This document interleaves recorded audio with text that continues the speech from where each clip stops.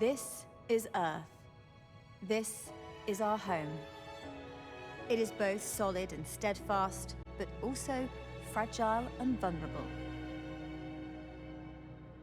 Experts tell us that the Earth's climate is rapidly changing, presenting a real and major threat to our future. But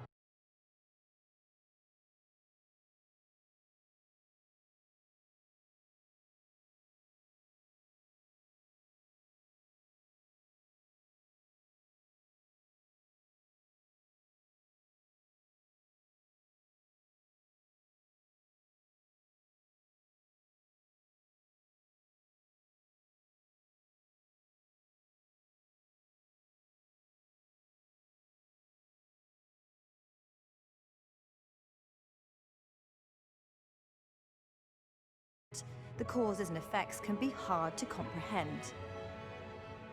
Introducing Climate Station. See for yourself how much the climate has changed over the last century. Discover what is causing these changes and the effects they're having on the natural world. Find out what the world could be like in the future if we tackle climate change quickly, and what could happen if we don't.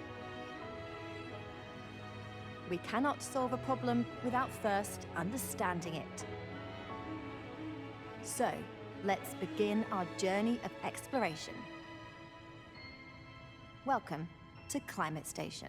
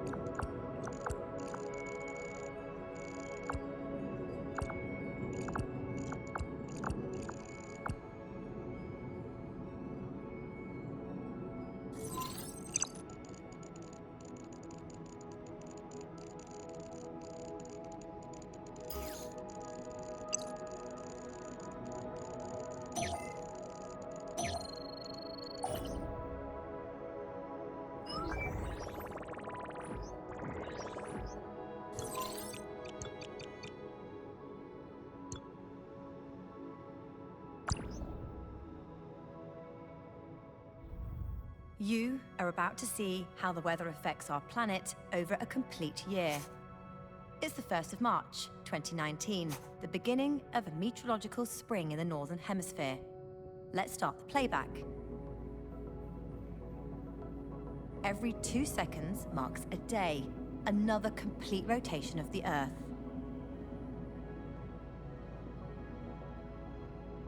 At this time of year, tropical cyclones form in the southwest Indian Ocean.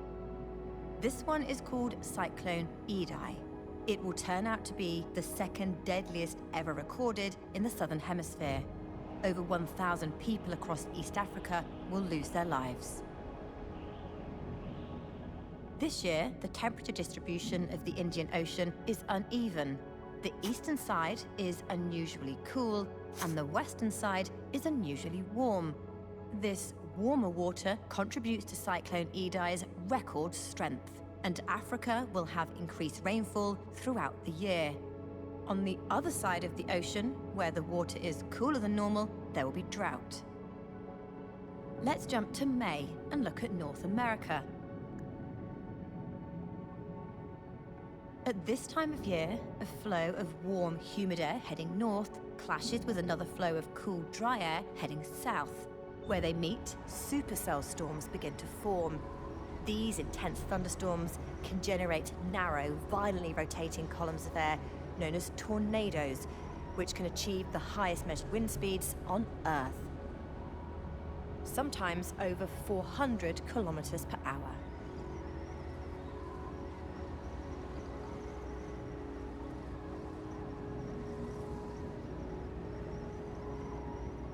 Further north, you can just see the smoke from huge wildfires in Alberta, Canada. Dry, windy conditions are helping them to spread to a much larger area than normal. As the year advances, the point where the sun is directly overhead at midday has been shifting northwards due to the tilt of the planet. It has reached its northernmost position at the Tropic of Cancer. On that imaginary line lies India, and the direct sunlight is contributing to an intense heatwave there. But it's not just near the equator that's affected by high temperatures. Near the Arctic, it is much warmer than usual, and in Siberia, an area the size of Belgium is on fire. Europe is now experiencing a heatwave as well, and hundreds of people will succumb to the record high temperatures in the next few days. The European heatwave in 2022 will be the deadliest weather event worldwide that year. Meanwhile, back in India, monsoon rains arrive. They form every year when a difference in heating over land and ocean causes a change in the wind direction. They're later than usual, but the most intense in 25 years, fueled by the same warm water that's linked to the increased rainfall in Africa. Over in South America, fires in the Amazon rainforest, which have been burning for much of the year, now reach their peak. They started intentionally to clear land for agriculture, but high temperatures have dried out the vegetation, allowing the fires to burn more intensely and spread more quickly. They appear in much greater numbers this year than normal. As summer progresses in the Northern Hemisphere, the Atlantic Ocean has been warming up. Conditions are now perfect for the formation of tropical cyclones, such as this one, Hurricane Dorian. It's just made landfall in the Bahamas and is about to become the region's worst natural disaster on record. The damage is catastrophic. At least 70,000 people are left homeless, 84 people lose their lives, and over 200 are missing.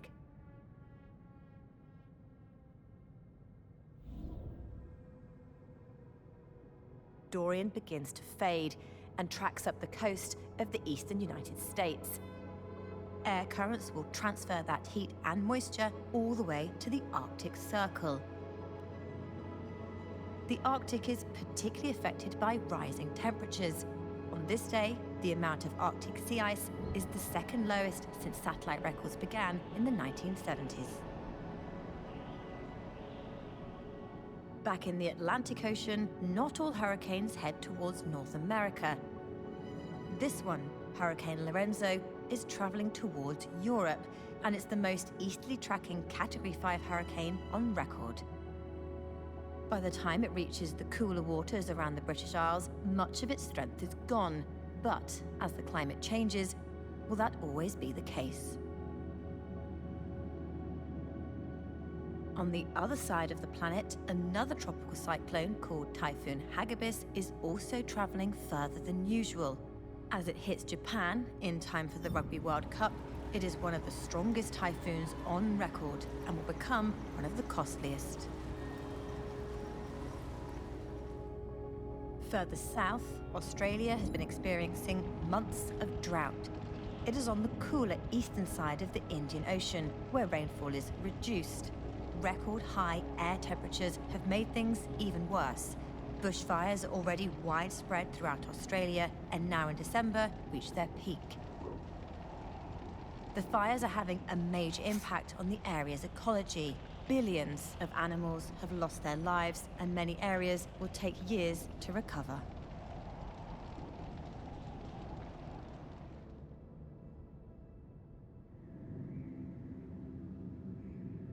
Today, on the other side of the world, a Boeing 747 makes a record-breaking transatlantic flight, New York to London, in just 4 hours, 56 minutes. This incredible feat has been helped by a strong jet stream, acting as a powerful tailwind. This high-level current of air is far stronger than usual and is also sending a conveyor belt of storms towards Europe. They hit, one after the other, making it the wettest February on record in the British Isles. That brings us to the end of our eventful year of weather for planet Earth. Another year of extremes affected by rising temperatures. 2019 was the second warmest year on record, and 2020 will go on to be even warmer.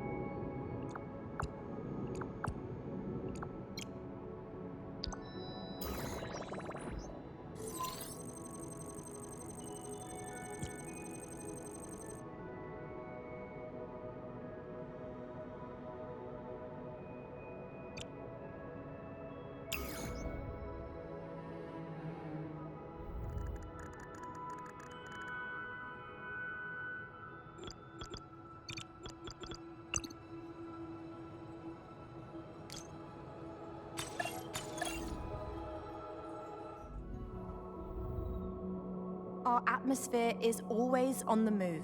It's constantly flowing from one place to another. Across the planet, continuous cycles of rising and sinking columns of air help to create our weather and define the type of climate in each part of the world. But what causes these air currents? They fundamentally rely on the land and ocean that's near the equator, receiving more direct sunlight and becoming warmer than places further away.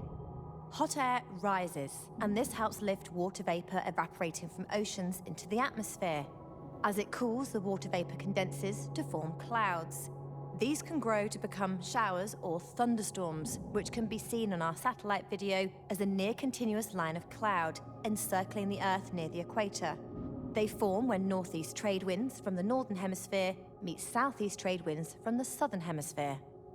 As the Earth orbits the Sun through the year, the pole that's tilted towards the Sun alternates, in turn warming one hemisphere more than the other. This creates our seasons and shifts the line of showers and thunderstorms north and south, changing the air currents to help generate seasonal monsoons and tropical cyclones. High at the top of the atmosphere, the cooler air heads away from the equator north and south, where eventually it sinks back down to Earth. This sinking air leads to much drier and calmer weather in these zones, and this is where the deserts form. The air then heads back to the equator to complete the circulation. Air current circulations don't just exist here, but in every location, driving weather systems across the planet, all part of a continuous global circulation. As the Earth rotates, air within the atmosphere is deflected east to west by what's called the Coriolis force. This is crucial for driving the easterly trade winds near the equator and affects the paths of monsoons and tropical storms. The Earth's rotation also plays a crucial role in driving fast-moving ribbons of air high up in the atmosphere called jet streams.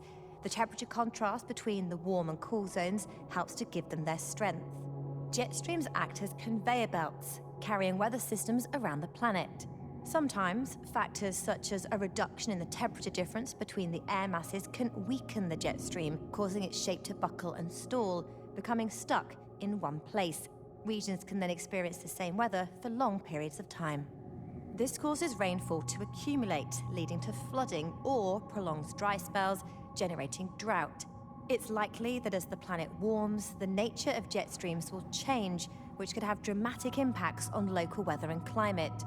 These changes could also potentially lead to extreme floods and droughts happening more often in the future.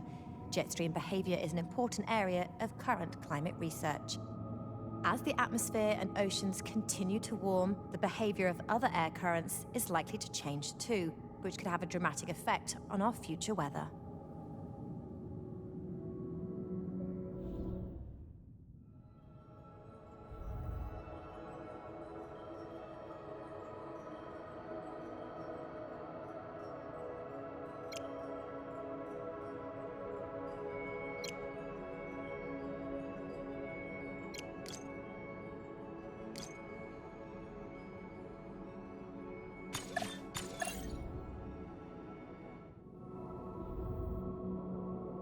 Ocean currents form a giant circulation system around the planet, transferring heat from the equator to the poles.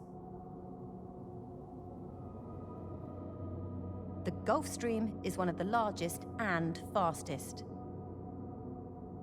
It starts when winds near the equator drive surface water northwest to the Gulf of Mexico, where it dramatically heats up. This warm water is then pulled across the Atlantic towards Europe by westerly winds, where it releases an enormous amount of heat and moisture into the colder atmosphere. The freezing air in the North Atlantic cools the water, and as ice forms, cold, salty, dense water is left behind. This is so heavy, it sinks to several kilometers below the surface in the largest undersea waterfall in the world. This helps to drive global ocean circulation, drawing surface waters from the south. In turn, this increases the Gulf Stream flow, returning cold water deep under the surface to the south to complete the circuit. Without the Gulf Stream, the temperature in Europe would be at least 5 to 10 degrees Celsius lower, much closer to many regions at the same latitude that are far colder. Climate models suggest that as the climate warms, the water in high latitudes will become warmer and less salty, leading to less sinking and a weakening of the circulation.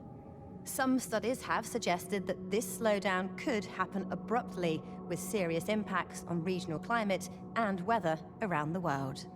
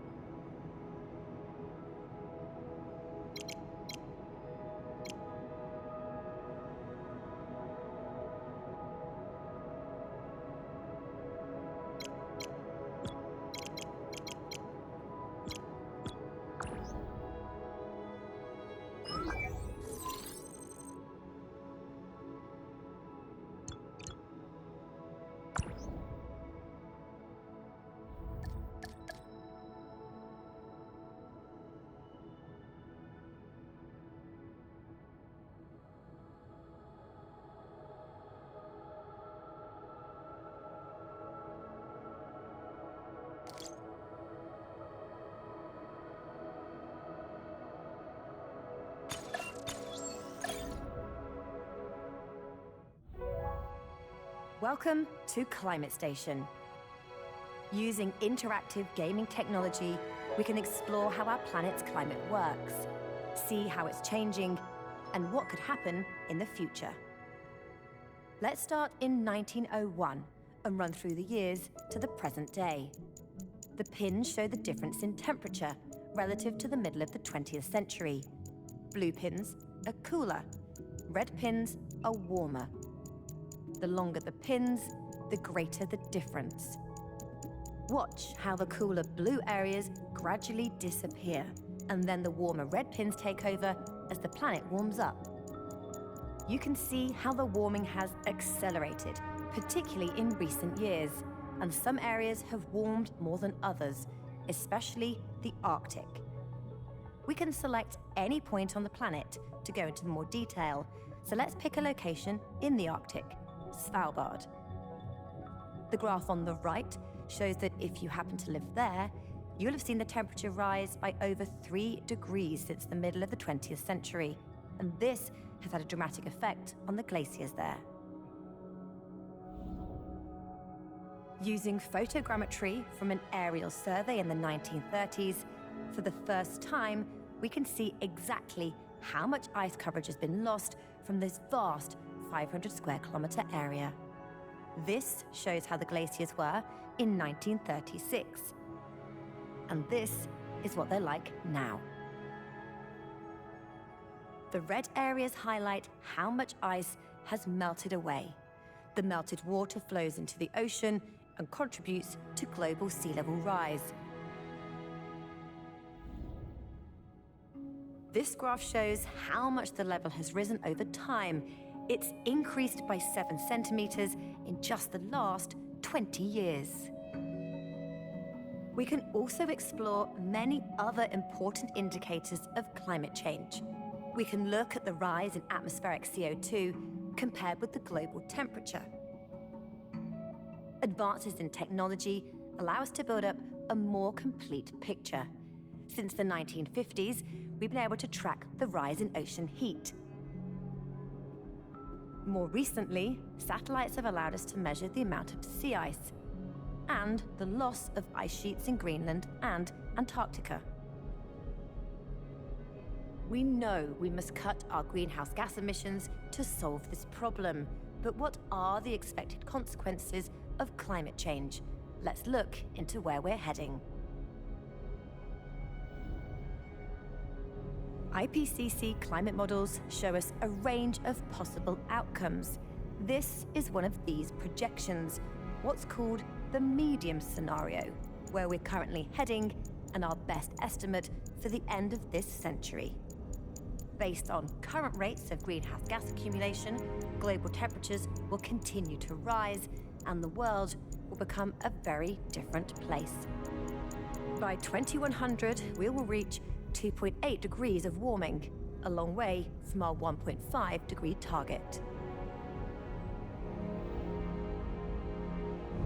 Heat waves, droughts, and heavy precipitation will become more frequent and intense. Tropical cyclones are more likely to generate devastation on the scale of Hurricane Dorian, as shown here.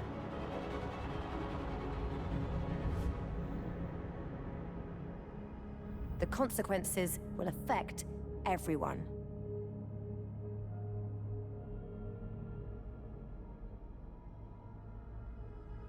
But it doesn't have to be like this. We've already come a long way and rapidly adopted green energy technologies.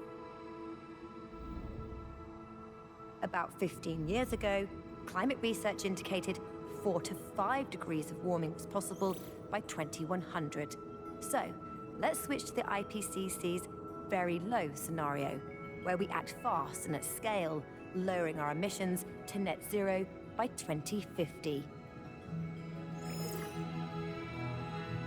As you can see, we can still keep 1.5 alive and avoid the very worst effects of climate change. This requires a change in every part of our economy and society. A drastic reduction in emissions from transport, buildings, industry, agriculture, and energy production. We need to go further and faster and to commit to action.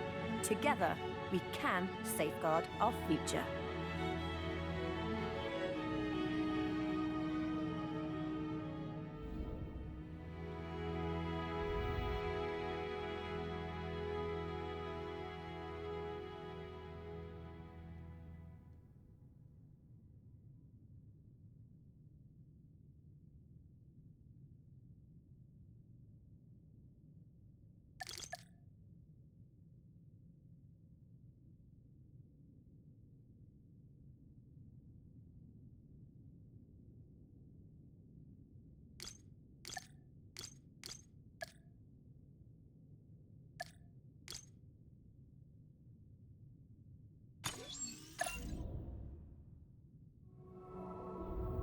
Every year, the seasons bring regular changes to weather patterns across the planet, but there are other naturally occurring patterns that, whilst not as regular, can still have major impacts on people's lives.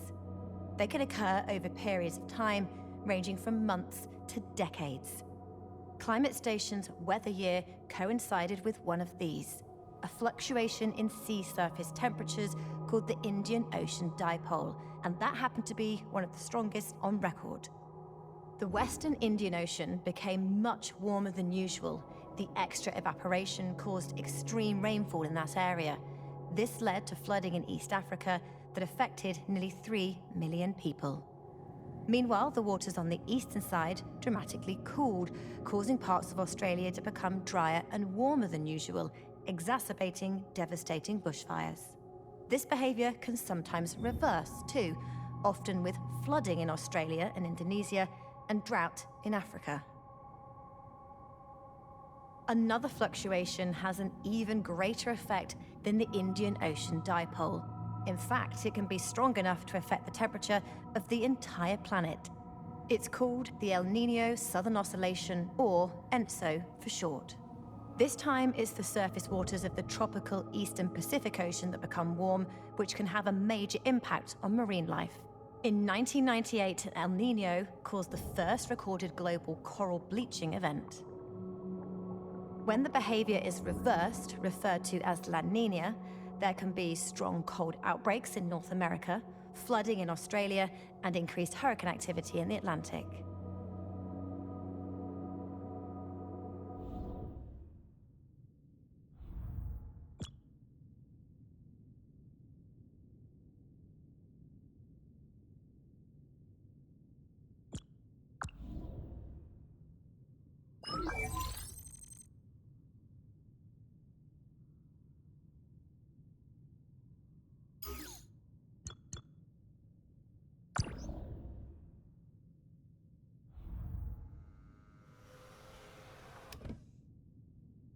In the middle of the last century, few people were interested in climate change.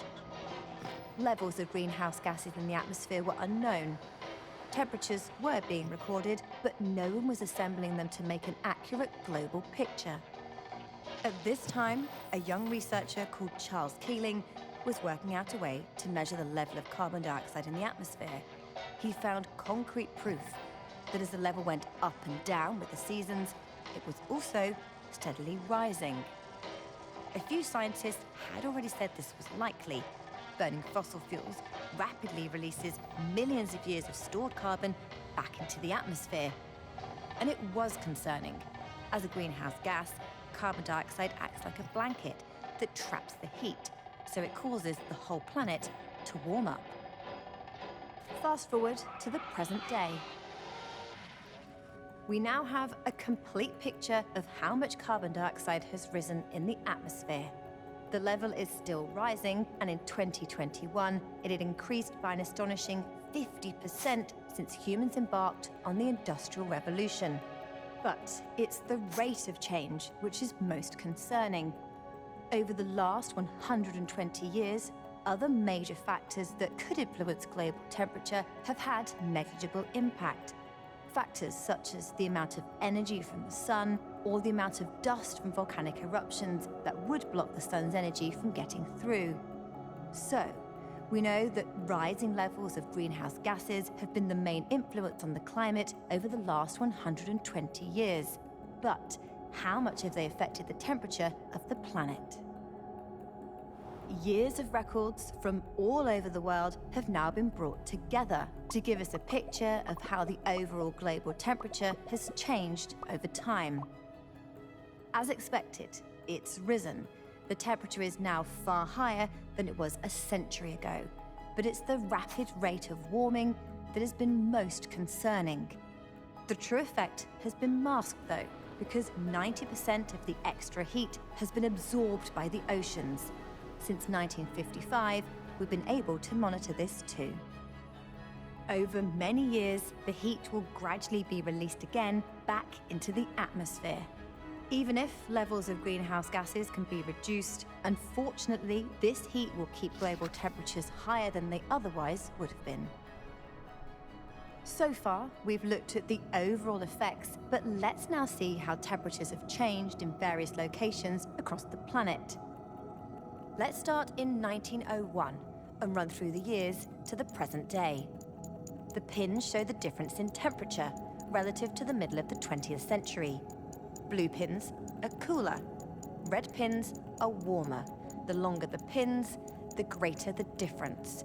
Watch how the cooler blue areas gradually disappear, and then the warmer red pins take over as the planet warms up. You can see how the warming has accelerated, particularly in recent years, and some areas have warmed more than others, especially the Arctic. This Arctic warming has had major consequences. Since 1979, satellites have been able to monitor sea ice, and the amount in the Arctic has reduced dramatically. Ice is good at reflecting heat back into space, so the reduction has caused the ice-free ocean to absorb even more heat than it previously would have, causing yet more warming. If we look at the temperature records for Svalbard within the Arctic Circle, the rise has been particularly noticeable in recent years. This has led to the glaciers there dramatically reducing in volume. This shows how the glaciers were in 1936, and this is what they're like now. The red areas highlight how much ice has melted away. But it's not just at this location. In only the last 40 years, the average thickness of the world's glaciers has reduced by 24 meters, the height of an 8-story building. Ice sheets are reducing too. We've only been accurately monitoring these since the 1990s, but in that time, Greenland alone has lost nearly 5,000 gigatons of ice. When melted, that's almost double the volume of Lake Victoria in Africa. All the meltwater from land-based ice sheets and glaciers flows into the oceans, causing the sea level to rise. This is made worse by the ocean waters expanding in size as they warm. This graph shows the global rise in sea level over the last 120 years. Half the increase has happened since the early 90s. As with temperatures, some areas are affected much more than others. Some low-lying areas are already under threat. It is difficult to prove that specific weather events are caused by climate change. But we do know we have seen more extremes as the planet warms. There's been an increase in heat waves, with many temperature records being broken. Changes in rainfall patterns have led to more frequent and severe weather events at either end of the scale, from droughts to floods. The past 9 years were the warmest on record globally. When Keeling first made his discovery, we had little evidence of climate change, but as each year goes by, we gather more data showing how much the climate is changing.